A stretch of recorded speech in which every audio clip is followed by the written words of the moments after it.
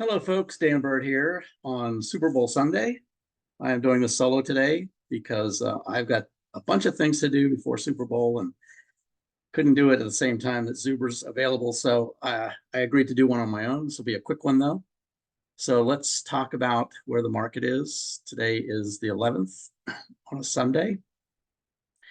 Let me share my screen real quick and go to the website. For those that are interested, I have a free newsletter.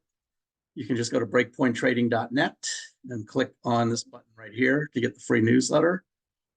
This comes out every weekend. And then the main page here has a few nice things on it. There's 5 charts in this little box right here if you want to see what the status of each of those is. There is an explanation of orders, stop orders, limit orders, market orders, etc.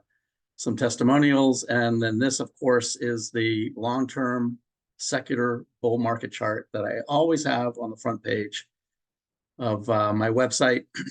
And this shows that we are in a secular bull market, which typically lasts 18 to 20 years. This one started officially in 2013, or perhaps from the low in 2009, but either way, it should run until somewhere around 2029 to 2033. But if you connect the tops going back to the previous high in 2000 all the way up to the 2021 high, you can see that extending that line brings us, we're getting pretty close to it. This is a monthly chart, so it still could be a few months away before we actually hit that. But that's somewhere in the probably 5,600 range, 5,700 on the S&P. S&P broke 5,000 last week.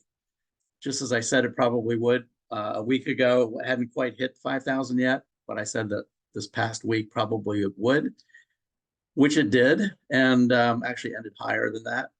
So we'll see where it goes from here. But this is one to always keep an eye on. The secular bull market will not end until one of these turns red, and that'll be the initial sign that it may be coming to an end, but none of those have happened yet. So we are still in a long-term secular bull market. Very important. All right, so let me quick jump over and do a little reminder. First of all, where we are right now in February. So we are right here.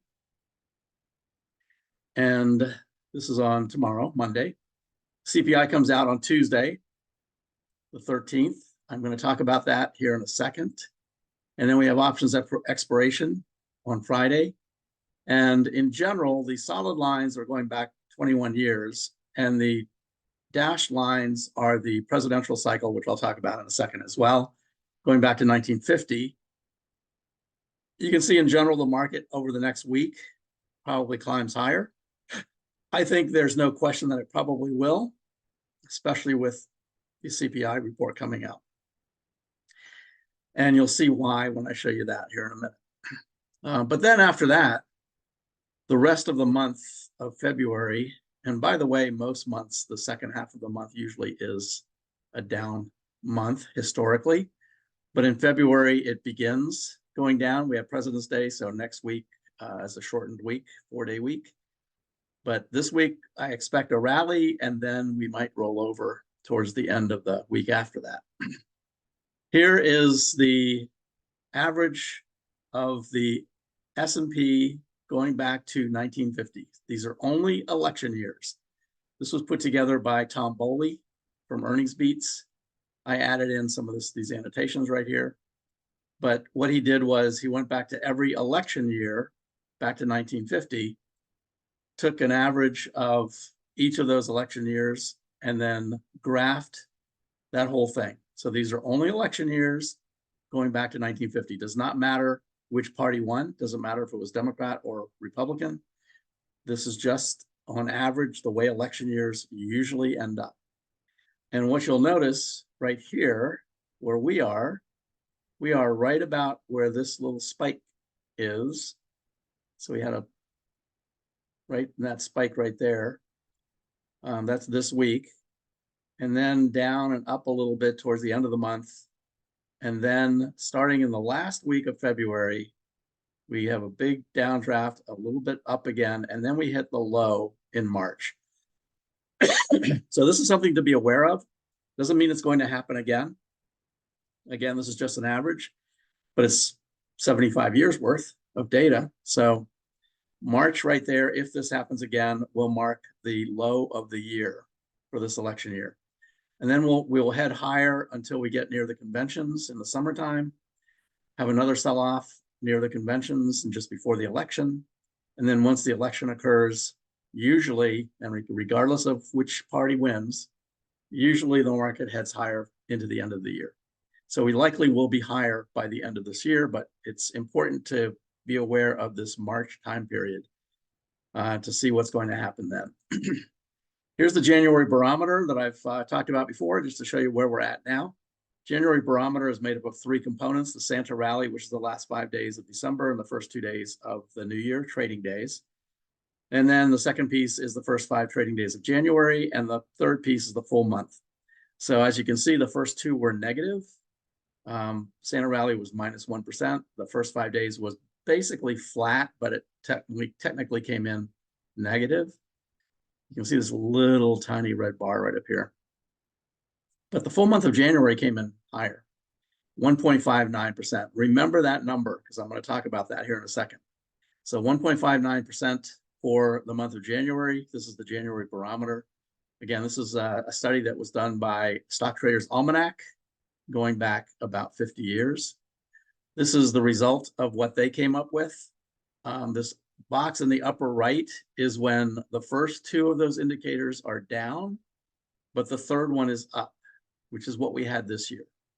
And when that happens, and it's only happened in 3 other years other than this year, on average, not a very big sample size, but on average, the year ends up, full year ends up about 20%.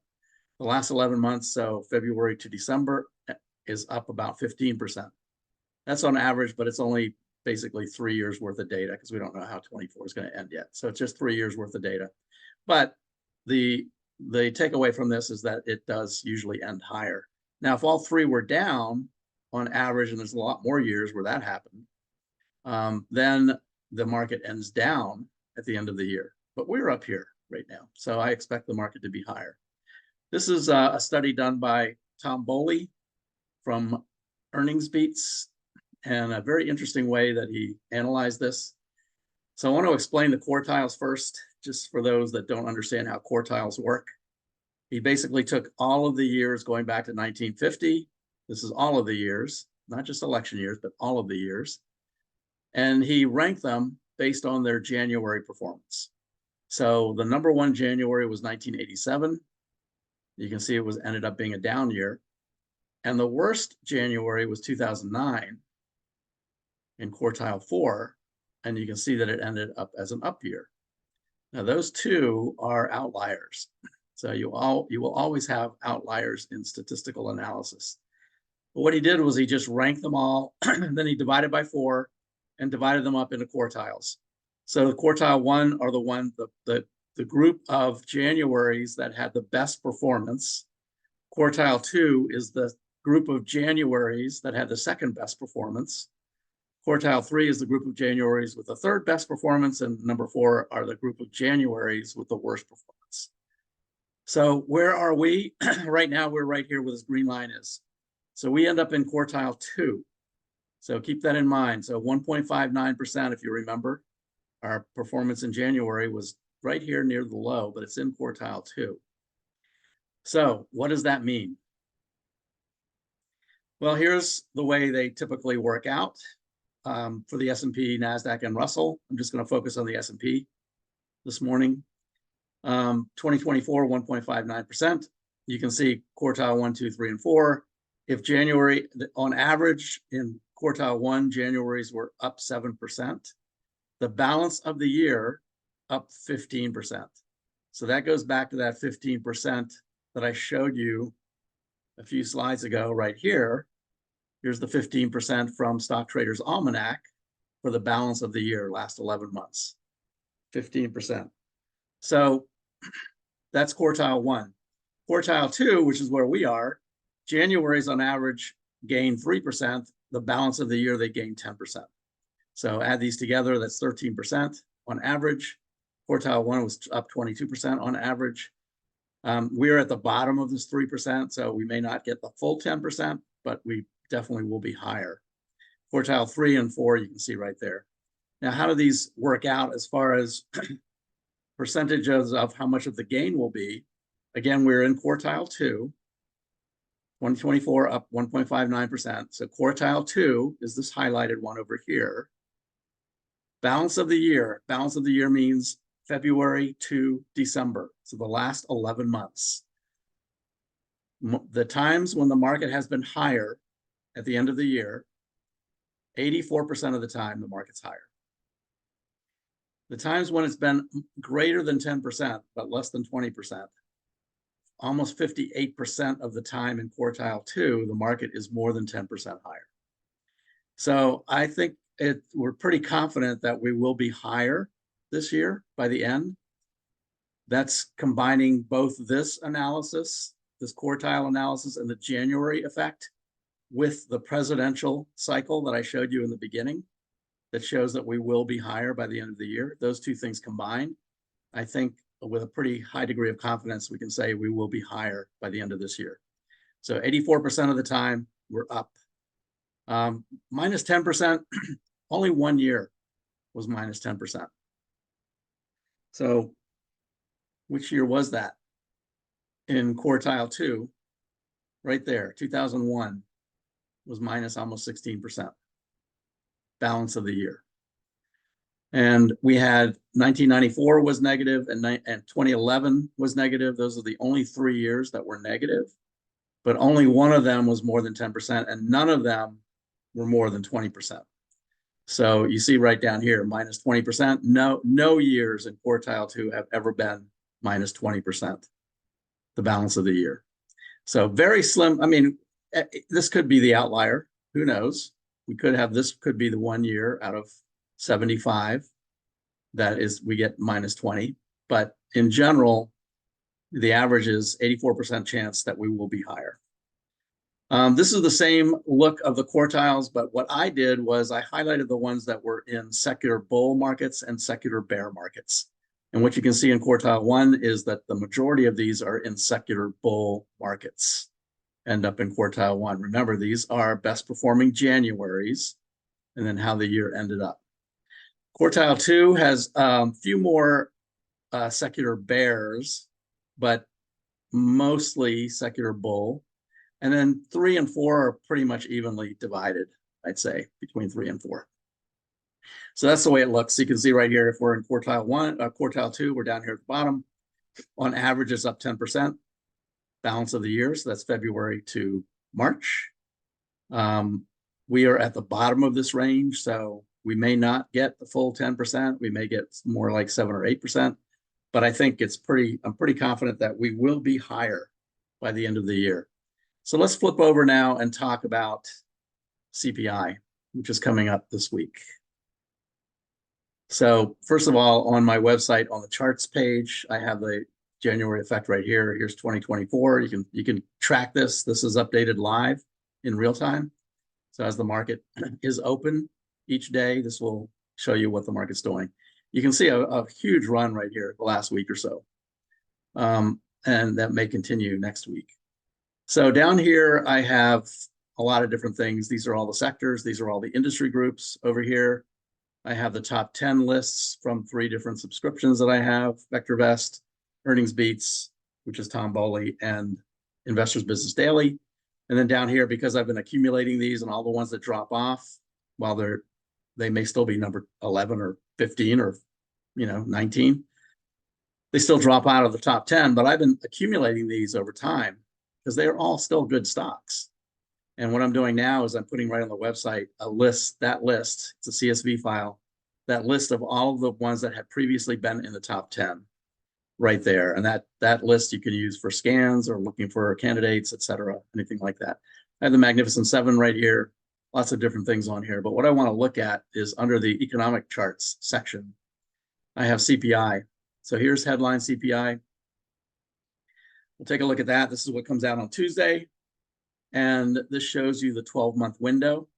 So the way CPI works is every time a new number comes out, then the previous one from 12 months ago drops off.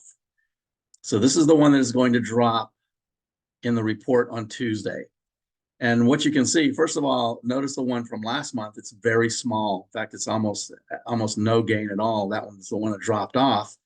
When a small one drops off, then it creates a higher CPI in the report. And if you remember last month, we went from 3.1, it looked like it was dropping below 3, and we went up to 3.3. And one of the main reasons is because of this 12-month window, the base effect, essentially, where this one dropped off. It's not a very big one that dropped, so it made it look like it's going up. This one is a pretty big one, so it's going to look like a pretty big drop, and it will be a pretty big drop in CPI, I think, this week. The one next month is pretty big too. So I'm going to show you what the numbers are, what the forecast is, and we'll talk about the one for next month. The one for the month after actually is like this one. So it could cause CPI to look like it's creeping back up again, but it's still going to be, I think, in a pretty good place. So keep that in mind when the CPI comes out Tuesday. I think it's going to be much lower than 3.3. In fact, the forecast right now, when I did my newsletter, the forecast here was for 3.0. You can see CPI is right here. So when I did the newsletter on Saturday, this was actually 3.0%. And since then, it's dropped again to 2.9. So actually below 3%. Now, will it actually be there? Who knows? May not make it to 2.9, could be more than 2.9. But the forecast right now is pretty significant. For the first time in quite a while, it gets below 3. And even on the calls with Zuber, we both, a couple of months, 2 months ago, we said that, or I said that February number has a potential to be below 3%. And it looks like that might happen. Now, remember, with the base effect, next month is going to be a big one too. This could actually be 2.5% next month. So the report that comes out in March will be even lower than this. So keep an eye on that. Core is stable, stays the same. And PPI that comes out on Friday actually looks like it's ticking up a little bit. So that might be similar to what we had last month. But in general, CPI is going to look like it's coming down. Another view of CPI is here on the website. I have one called headline and one called bar chart. So the bar chart gives a different view. So this is the 12-month base effect right here. You can see the one that's going to drop off is a pretty big one in February. It's a pretty big one in March, and then a very small one in April. This is the one in April that will drop off, and it's a very small one. So we may get 3 or below 3 next week. We may get close to 2.5 the month after, and then it may tick up a little bit, and then it will continue to start to drop again. So we may, very quickly, we might be close to that 2% that the Fed's trying to get to. You can see the core down here. We went up with headline CPI 3.1 to 3.3. Core actually dropped slightly. Core this time looks like it is going to be stable. So we'll see that it might actually on 12 months might actually drop it a little bit as well. So we'll see what happens. So that's CPI. There's a PPI chart here also. And you can see PPI has been dropping quite a bit. Here's the 12-month window.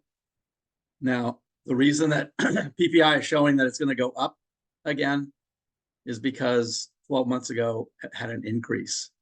So this increase 12 months ago, when that drops off, will probably cause a little bit of an increase this time as well. We'll see. So here's the 12-month change, and the 3-month rate of change is dropping dramatically. In fact, it's below 0. 3-month rate of change is actually deflationary over a 3-month period, but not over, actually the annual period is deflationary too. There's the 0 line right there.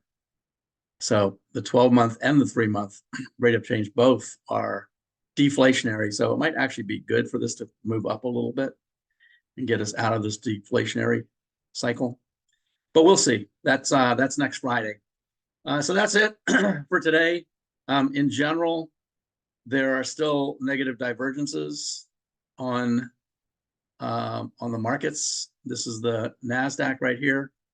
This is the advanced decline line. So there, even though the market's moving higher, it's doing so with fewer advancers. So that usually is not sustainable, and the bullish percent is going down as well. And if we look at the National Association of Active Investment Managers and what their sentiment is, whenever they are overly bullish, that's usually when the market gets close to a high. You can see here they were overly bullish here. That was at this point, it still went another almost 2 months. This is in 21. Market still went higher for almost 2 months before it rolled over. This is where we were right here in December, and we are now in the end of February. So we're at the 2-month place right now. The market has gone higher. I think we will still go higher next week because of the CPI number. And then we'll have to see what happens in February based on the historical trends for February, and see if after that options expiration day and after President's Day, the market starts to drop and we get that low for the year in March. So be cautious, watch out for that. Hope everyone's safe. Good luck for whoever you're choosing for the Super Bowl, 49ers or Chiefs. Should I say? I'm not going to say which one I'm for, because I might have fans of both watching this channel. So I don't want to alienate anybody. Just have a good, fun day at the Super Bowl today. And we'll talk to you soon. Take care. And see you next week if you're at the event in Vegas. I will be there Saturday and Sunday next week. I'm going to have a booth as well.